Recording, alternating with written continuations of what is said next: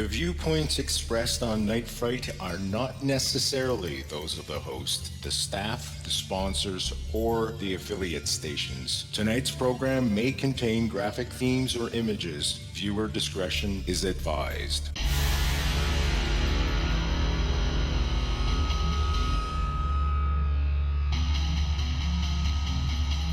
There is a time for question.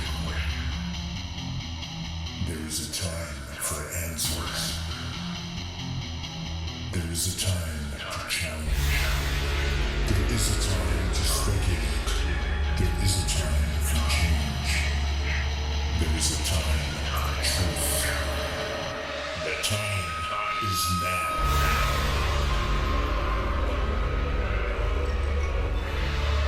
Welcome to Night Fright, your place in the dark for paranormal and conspiracy.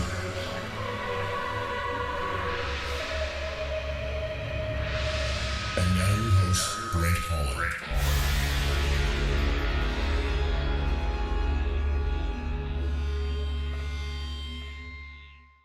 Showtime. Welcome to the show. I'm Brent Holland.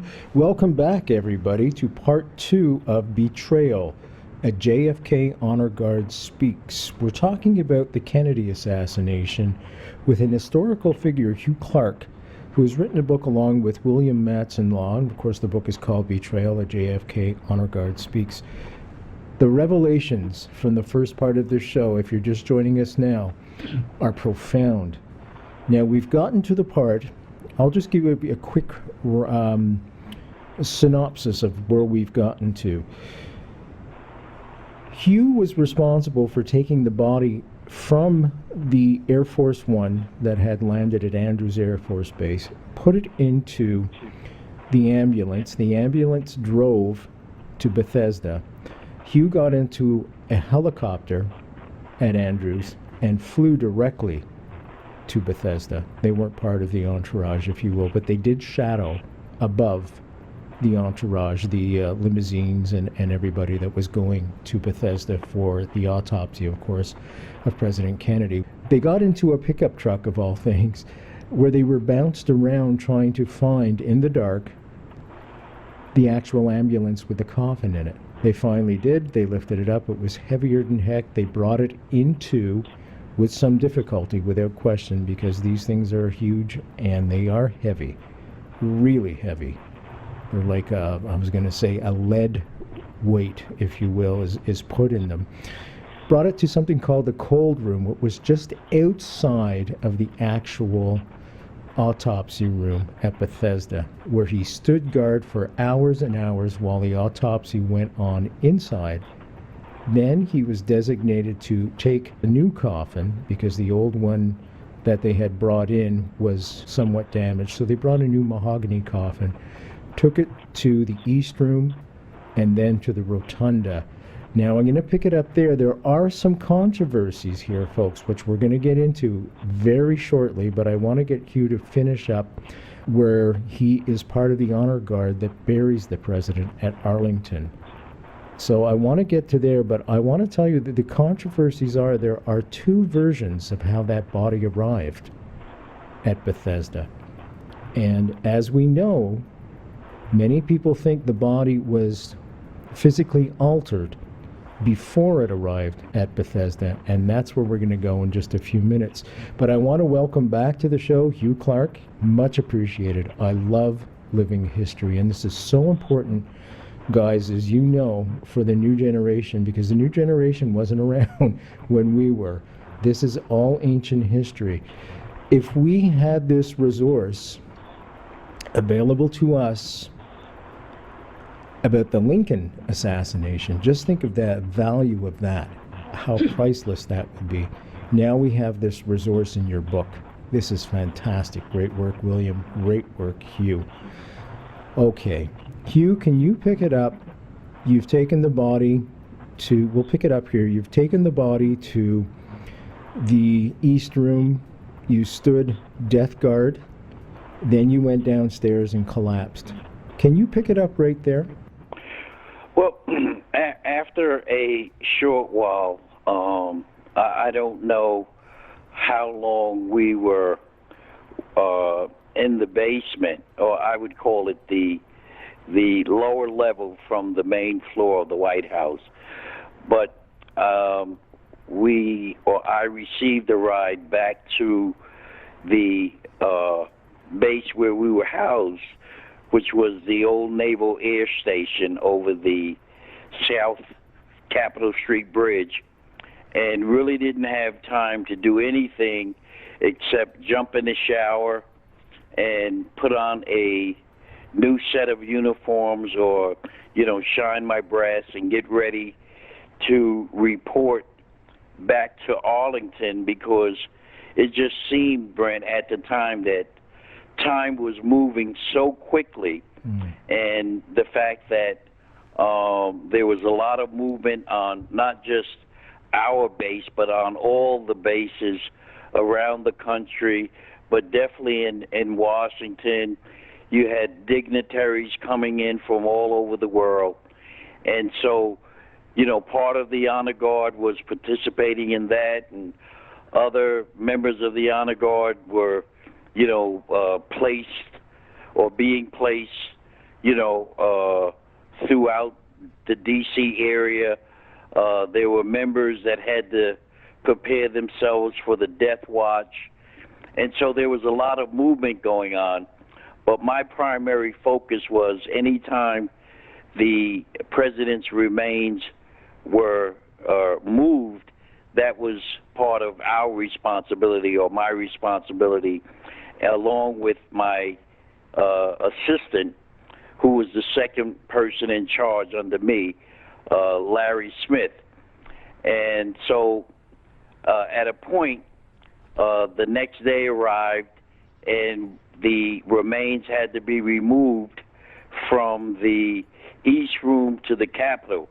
But prior to that, we had to report that evening, we had to report to Arlington National Cemetery, to the Tomb of the Unknown Soldier, where we all met up, and we had a empty casket, and we were practicing going up and down the steps of the Tomb of the Unknown Soldier.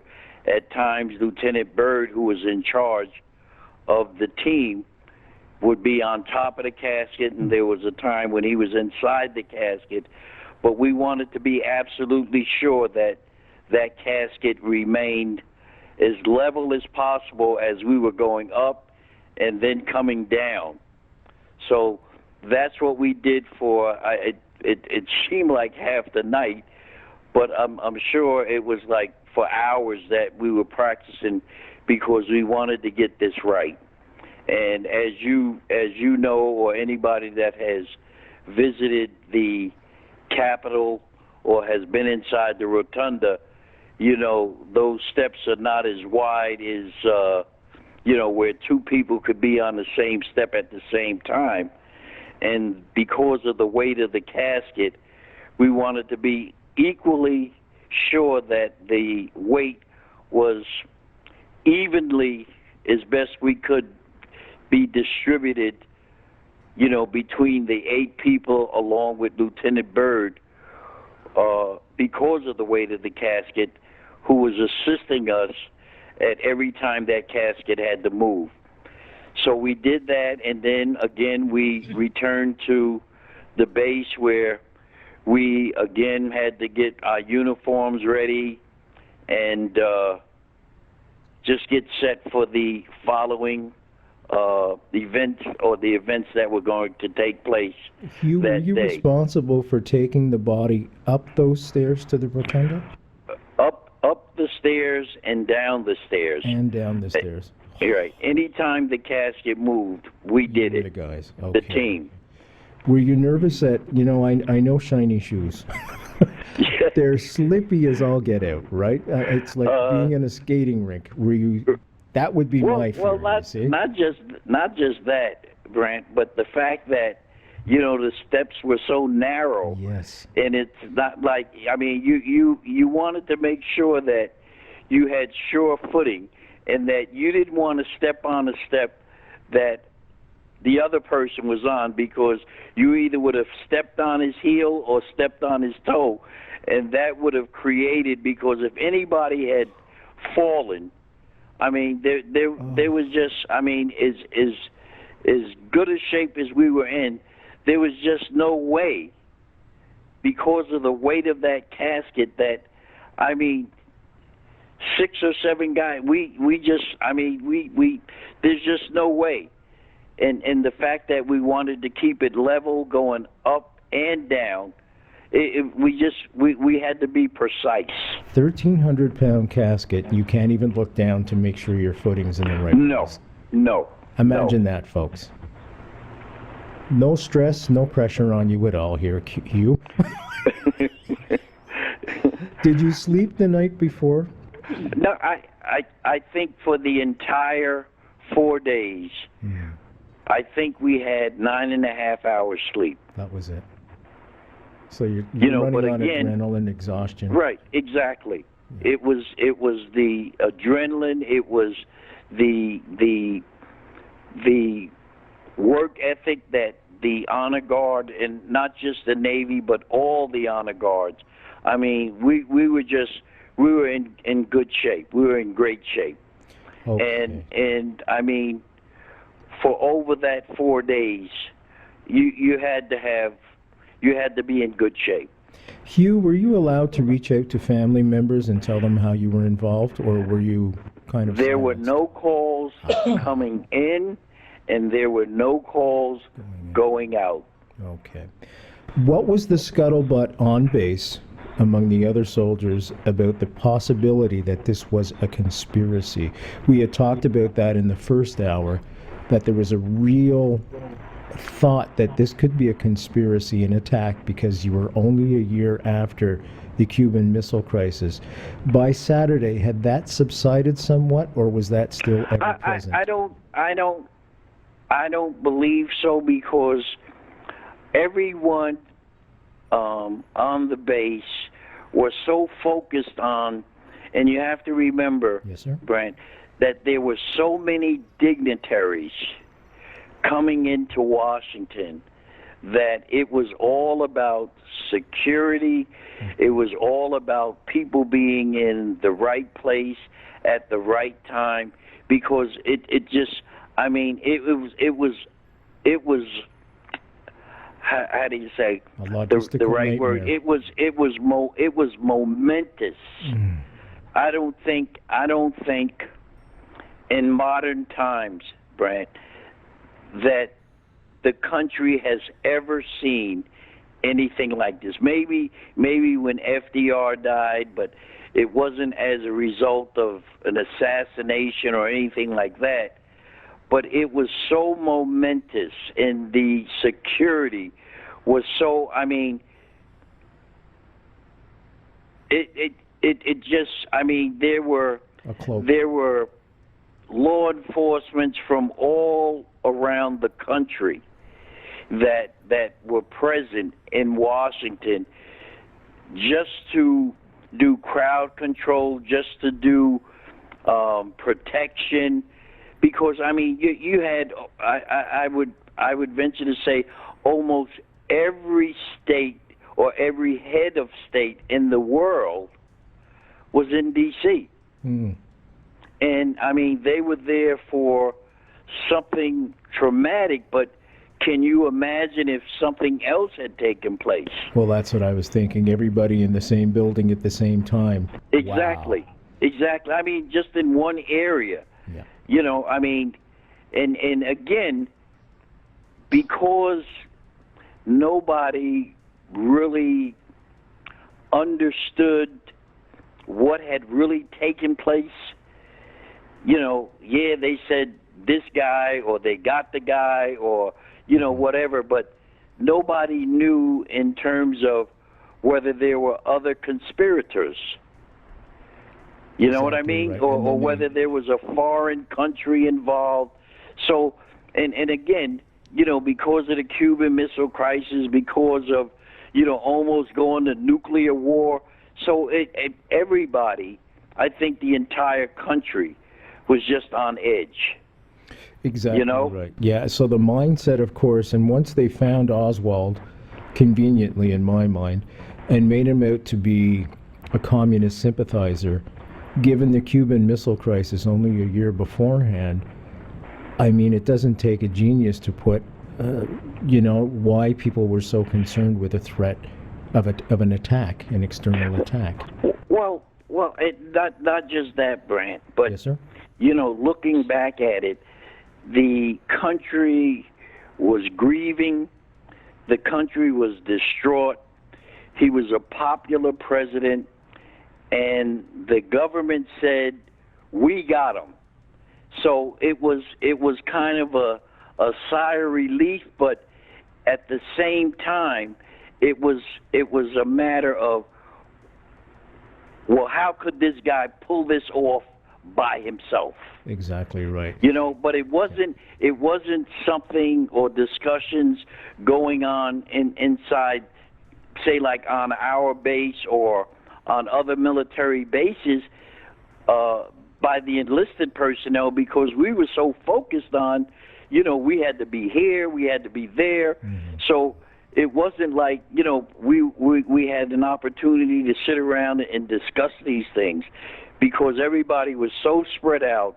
And you have to remember that Pennsylvania, all the way from wherever to Arlington National Cemetery, over the Memorial Bridge, from the White House, from, St. Matthew's Cathedral.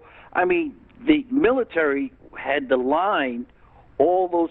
So, I mean, there was like a skeleton crew on all these bases, Understood. because everybody was out in the street.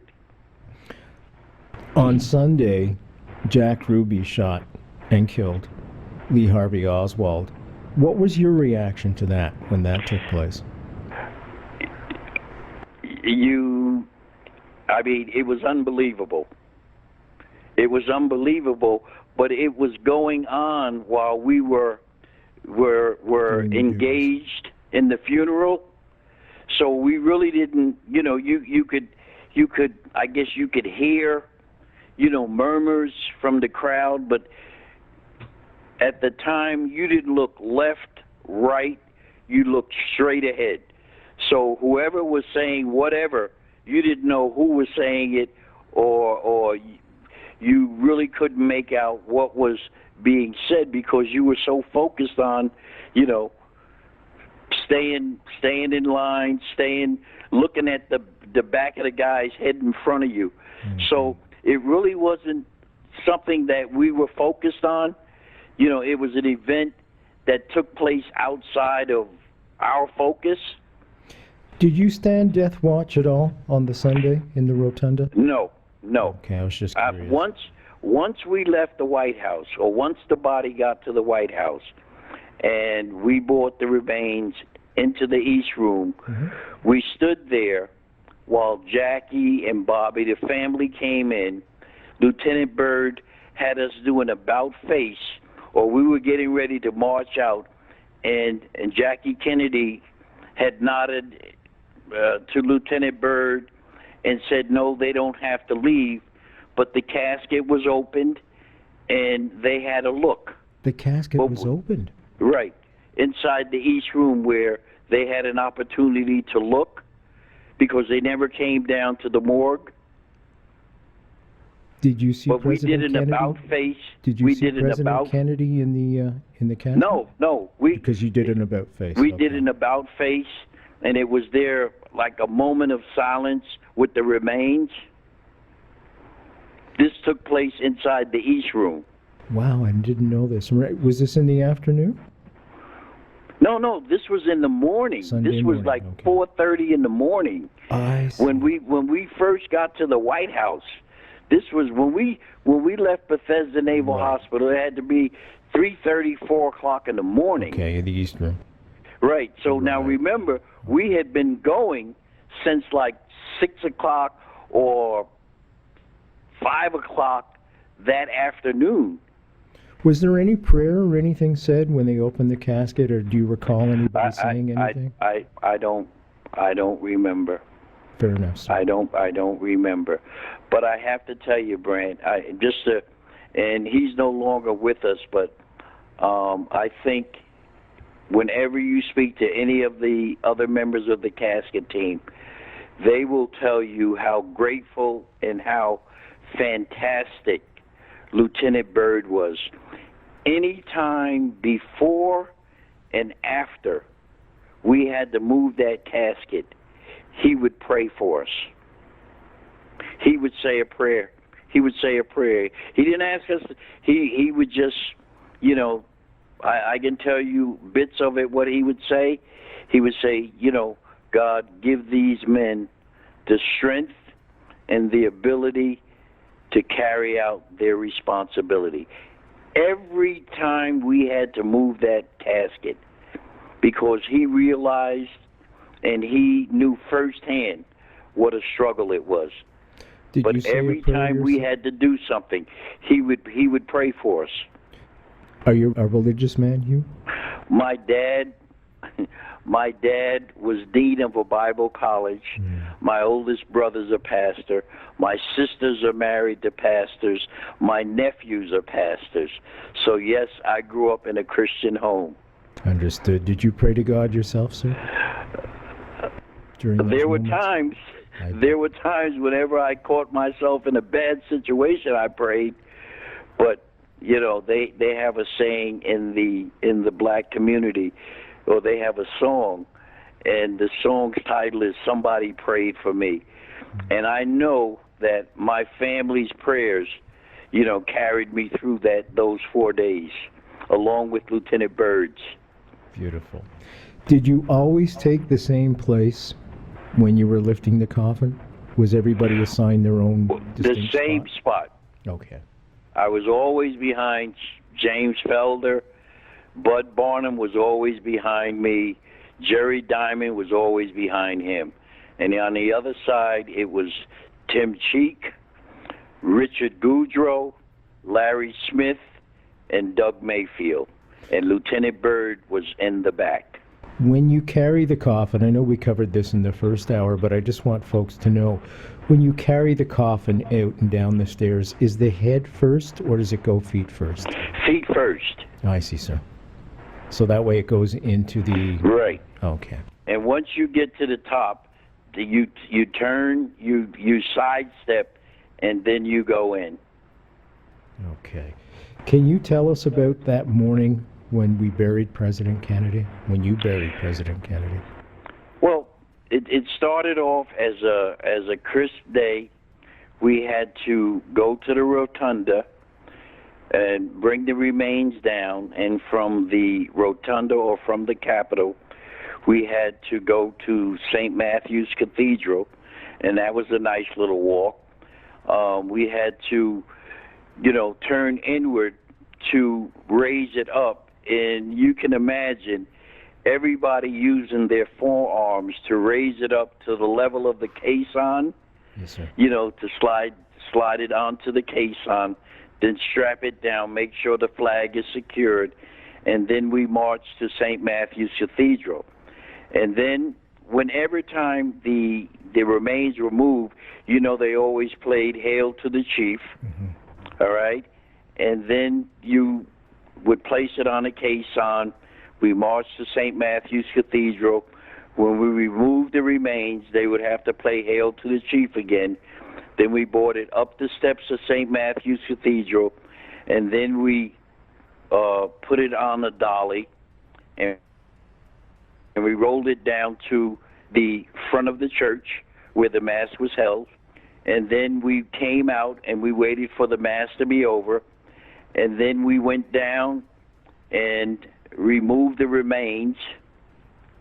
And prior to removing the remains from the altar, Cardinal Cushion had to bless the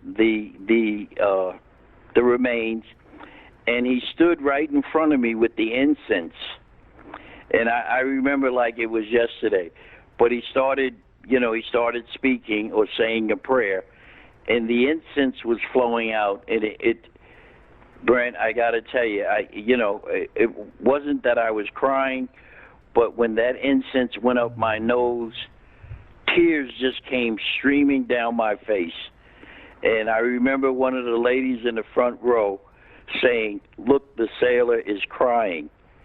But it was that incense had gone up my nose, and I mean, tears it just came streaming down. Not that I would have been ashamed in any way, if Understood, sir. if I was crying, but that incense, Catholics know how powerful that incense is. It certainly does have a distinct smell to it. Yeah, yes.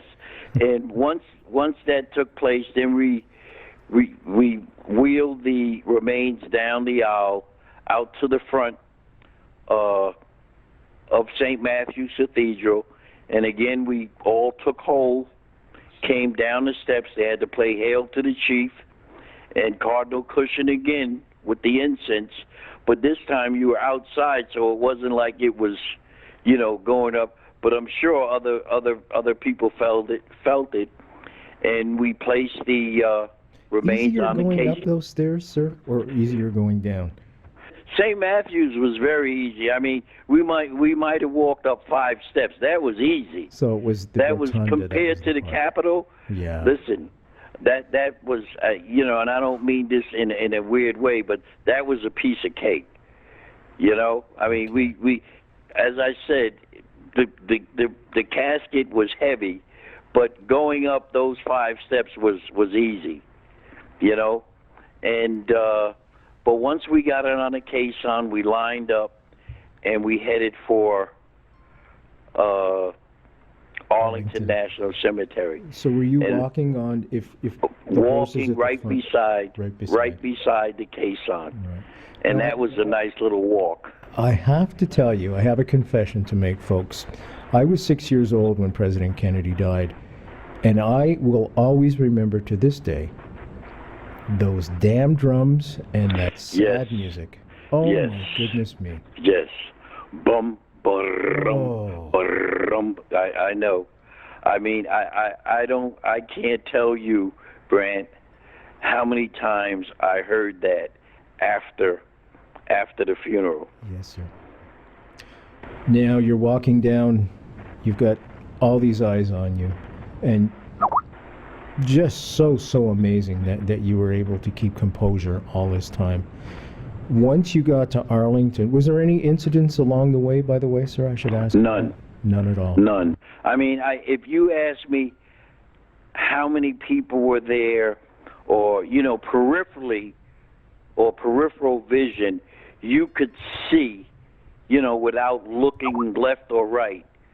But I couldn't see right because the caisson was, there.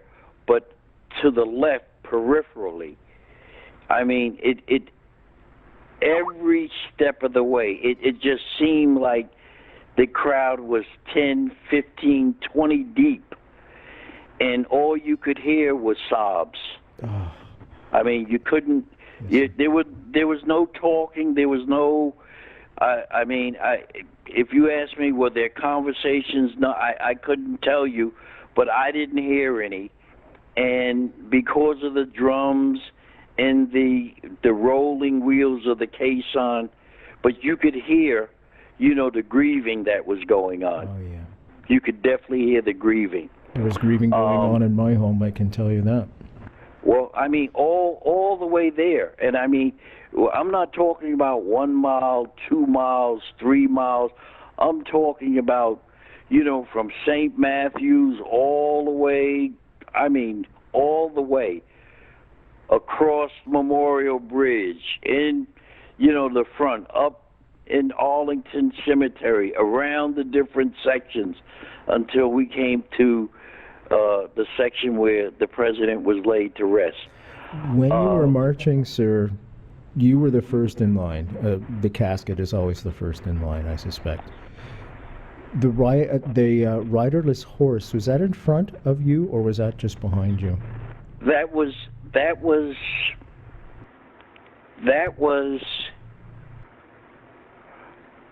the riderless horse is always in front. Okay, I wasn't sure. If my memory, I can look at it. I can look at a okay. picture It's and tell you. But and then that Mrs. horse Kennedy and at Bobby. the time, that horse at the time was named Blackjack. Yeah, I always remember that. And apparently there's a little Right. story that Jackie Kennedy tried to buy blackjack afterwards, actually. She admired his spunk. Oh yes, yes. I don't know the story, but he was definitely a spunky horse.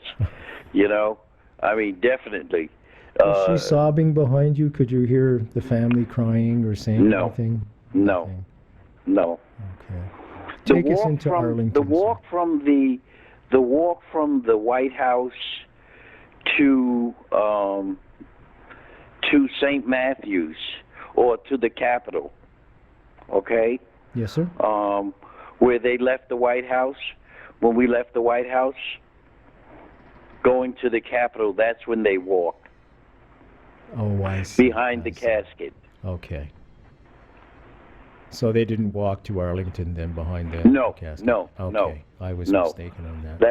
That was, I mean, I don't know how many vehicles there was in that procession, but I'm sure, you know, I never had an opportunity to look back. It was always, you know, straight ahead. The back of the other guy's head, Felder's Gotcha. head. As long as But you it saw was his a head walk. there. Yeah. It was a walk. Was it And I hot have that to day? tell Did you- you feel like fainting or anything along those lines? No, Thank no. goodness. I mean, Brent, I mean, you know adrenaline. You know when you're Yeah, hyped you're up pumped. about something, you don't feel anything. Yep. And I mean, Well, I think that's also the professionalism that everybody involved with the honor guard displayed that day. I don't think we can dismiss that either. It wasn't for the common person. It was the professional that took over the duty of a military person. that's what we were proud of. The fact that we were able to do this in such a way where the country, not just us, but the country was proud at the way we did this. And I have to tell you that each one of us, I mean, after it was over, but before I get to that, at one point where, I mean, you almost felt like you were ready to drop, was when we took it off the caisson at the gravesite, and we started marching up to the gravesite because it was on an incline. Yes, sir. And you know the ceremonial not grass, but rug that they usually put around the gravesite. Yeah, that false green thing. Right, they used. right. Yeah. I mean, it was slippery. It was slippery. The casket. I mean, that's when, if anybody was close by, they could hear us. We were panting and grunting, and we were moving so slow to get up to that gravesite that the two guys in the front, and William will tell you this, the two guys in the front, Tim and James Felder, they had to bump one of the priests to get them to move a little quicker, because we were on our last leg. Wow. We were on our last leg. The JFK Assassination, the definitive book by Brent, Holland. From inside the Oval Office to Dealey Plaza, first-person witness accounts. Order yours right now. nightfrightshow.com. And you've got all these dignitaries around you and the family, of course. We were on our last leg. I mean, we weren't moaning, but we were groaning, trying to get up that hill to the gravesite. No, I understand that completely. I've done that before too, but nothing of this magnitude without question. And nothing that heavy. A 1,300-pound coffin, and everybody staring at you, the cameras of the world on you, the eyes of the world. Wow. Didn't realize it. You know, because we wanted to be so precise with the flag. We didn't want any red to be showing. once that flag was folded and handed to Mrs. Kennedy, you didn't want any red to be showing. It was like a field of blue. So you wanted to be exact when we were taking our turns, making our folds. We wanted to be absolutely perfect. That's the same flag that Mr. Byrd put over the coffin. I think it was That's Friday night. the same flag. Same flag. As a matter of fact, Lieutenant Byrd, I don't know whether I had said this to you, Brent, he was very upset. He was an officer's officer, but he was very upset when that bronze casket came off Air Force One and it didn't have a flag draped over it. Yes, sir. And it should have. Absolutely. Without question, without hesitation. Not just the fact that he was the commander-in-chief, but he was in the Navy. He was a Navy vet. The body gets put on, I don't know what you would call them, the things that lower the body to the grave. Right, the grave site, right. Right. Platform. You stand by on guard. There's I think it was a 21-gun salute, if I'm not mistaken. Yes. When we held the flag above the casket, all right, stretched out, they had the service, Cardinal Cushing, all right, and once he finished his prayers, the officer in charge would turn to the family, which would be Jackie, Bobby, Teddy, and the rest of the Kennedy family. He would say to them, at this time, the firing party will fire volleys, which will be followed by taps. But instead of that, it was a 21-gun salute, and then the firing party, and then the taps. I see. Because the President of the United States. Do you recall anybody saying anything? It is customary at most grave sites where each individual person would take grasp a little bit of dirt and place it over the coffin. Oh yes, or either dirt or a flower. Exactly. But remember now, that casket does not get lowered until all the family leaves the grave site. I see. All right? The flag gets folded. We stand there, all right, once the flag is presented to Mrs. Kennedy. Once the family leaves the grave site, Lieutenant Byrd had us turn to the right, and on the other side, they would turn to the left. We marched off the grave site. He had us do an about face, and we gave our final salute to the Commander-in-Chief. What was that like for you, sir? It was chilling. That's when I felt the chill. That's when I felt the chill. Can you take us into your emotions at the time? It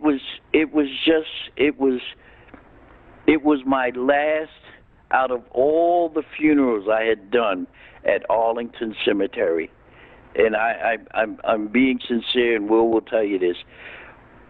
All the funerals I had done at Arlington National Cemetery, President Kennedy was my very last funeral. I don't know.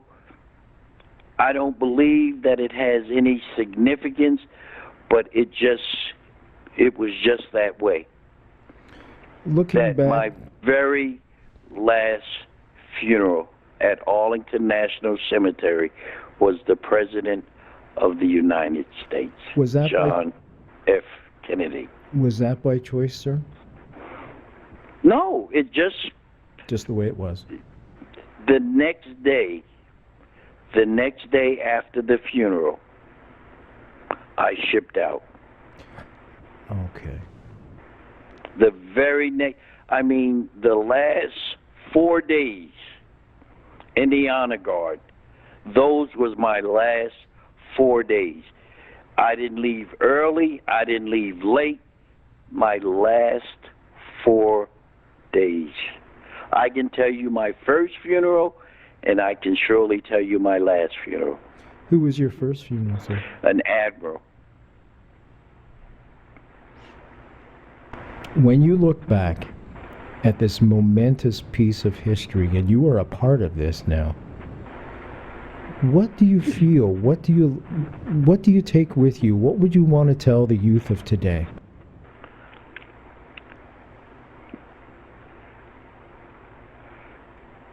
That's really a tough question, Brent, because I've learned so much in the last couple of years.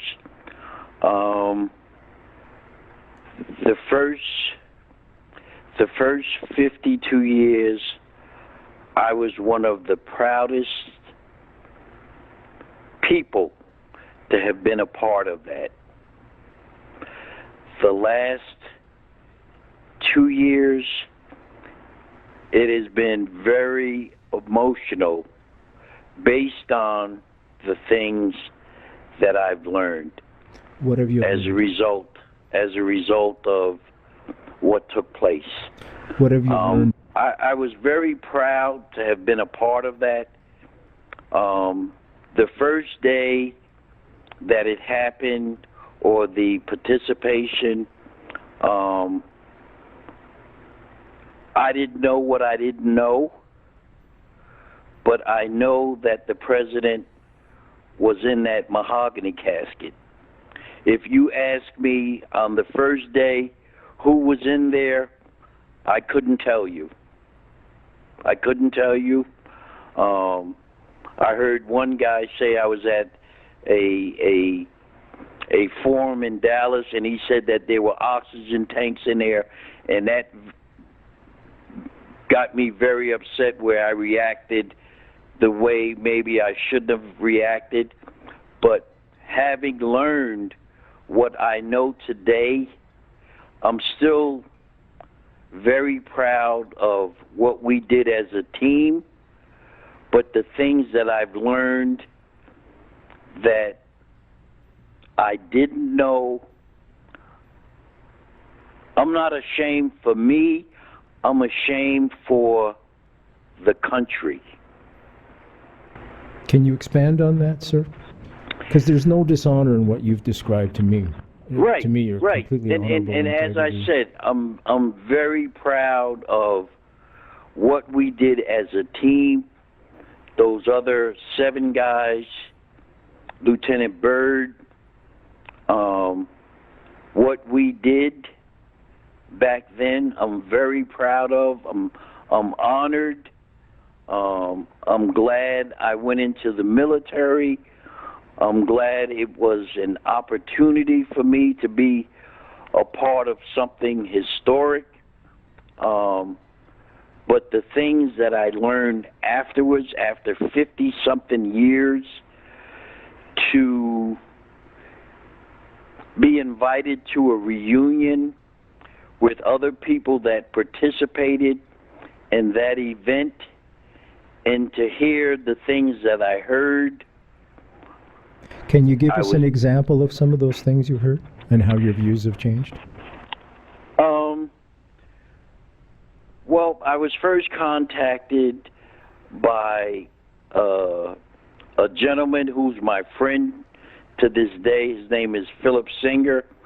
He's a researcher, and I didn't know or had not met Will at the time, but he called me up and he said, how would you like to be part of the reunion of the honor guard or the casket team and of the other members that participated in that historic event? Now, mind you, I had not spoken to or heard about any of the other members of the casket team in 50-something years. Is that we all went different places. I mean, as I said, the next day I was shipped out, and I had not heard or spoken to any of the other guys that were part of that team. And it wasn't until I was contacted by Phil Singer, who lives in Chicago, who was putting together a reunion. And I, as soon as I heard, I was like, absolutely. I haven't seen or haven't spoken to any of these guys. I'd love to come and, see these guys. And so when I arrived in, he asked me a couple of questions.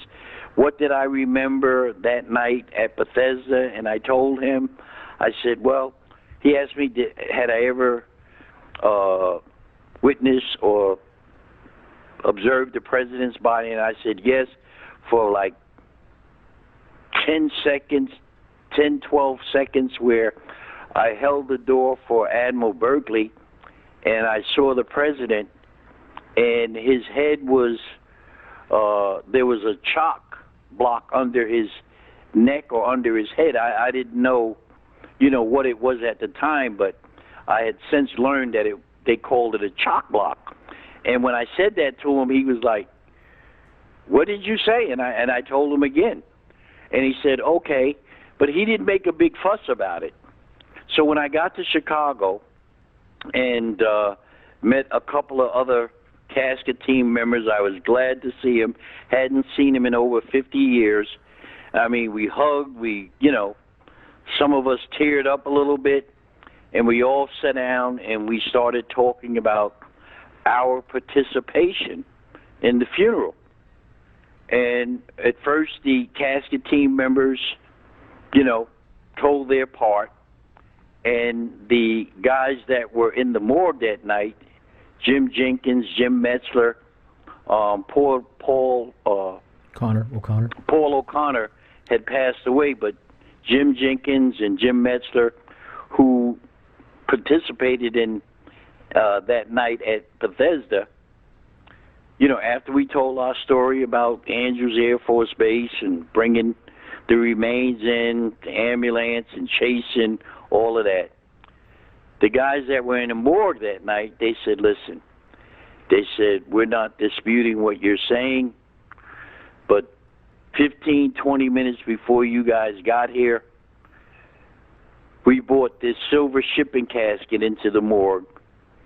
The president's body, we set the remains on the floor of the morgue. We removed the president's body from the shipping casket that was wrapped in sheets, and we placed it on the autopsy table. And soon as they said that, I mean, the room kind of like for a split second got silent, and then it erupted in like, what? What did you say? And, we initially thought that they had the casket mixed up. We said, no, it was a bronze casket. And they said, no. Before you guys even got here,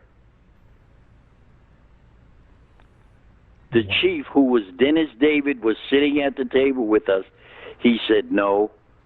He said, myself and 6 corpsmen brought in a silver shipping casket that we took out of a black hearse. We brought it into the morgue, set it on the floor. The guys in the morgue opened it up, took the president's remains out that was wrapped in sheets, and placed it on the autopsy table.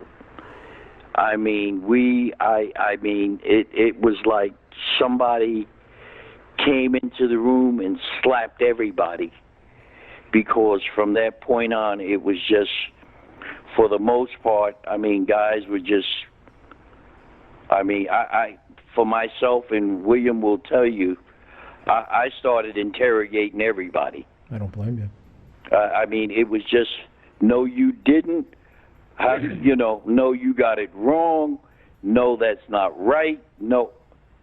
And, they were steadfast in their story. These were all enlisted men. And, no axe to grind. Mm-hmm. And their story had remained consistent for over 20, 25 years, 30 years. Their story was consistent. But remember, I told you that I never paid much attention because so much was being written. This was coming out, that was coming out. And for me, I just thought everybody was trying to commercialize on it, that they were all trying to make money. They were all trying to come up who had the best story. So I really did not pay any attention. But when I heard these guys and I sat there, I listened to them, I questioned them, and I mean, their story, consistent. And then to learn from William and Phil that that's the same story that they have been saying all along. For me, it was a sense of betrayal. It was a sense of disgust. How could they do this? Why would they lie about this? The American people, the man had passed away. What was the purpose? What now do you think the purpose was? Because they wanted to make it appear, or they wanted the country to believe that this was one individual. This one individual carried this out by himself, and the country bought it. Because we were looking, we wanted somebody to pay for this, and he was the guy that was caught, and the government told the American people who were grieving and distraught and was open to hear anything. And the country was so focused on the love for this president. So whatever the government told us, we believed. We bought it hook, line, and sinker.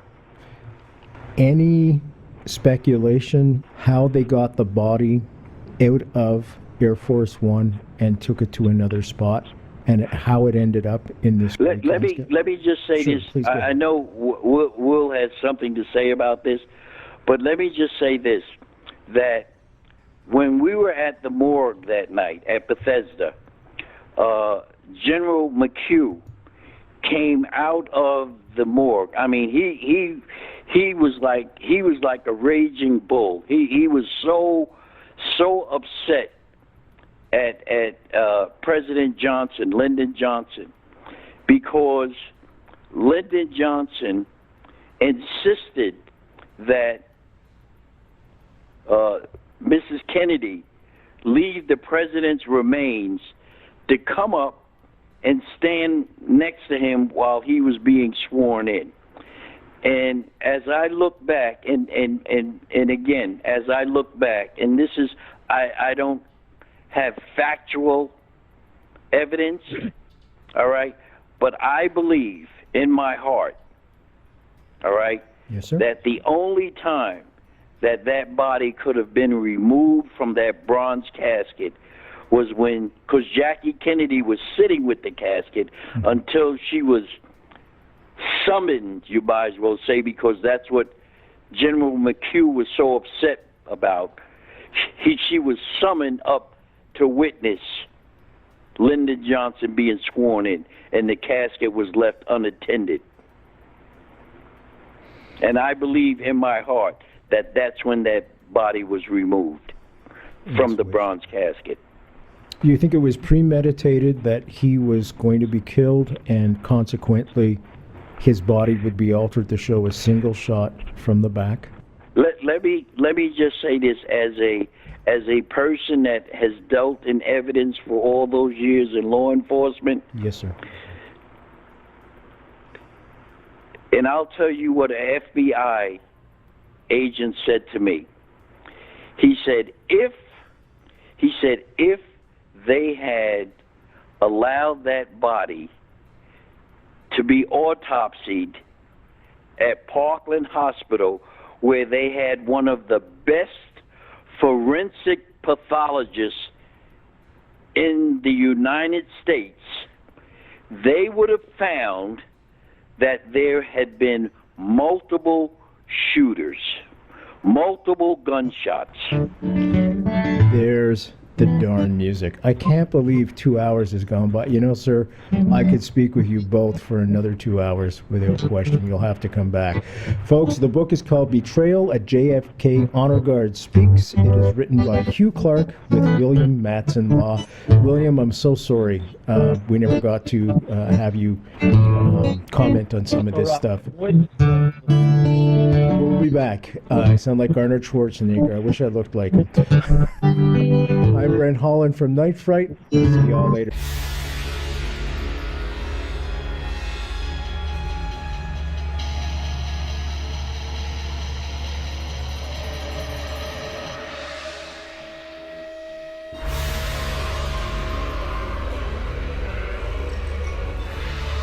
You're listening to Night Fright and your host, Brent Holland. The time is now. Your voice in the dark for paranormal and conspiracy.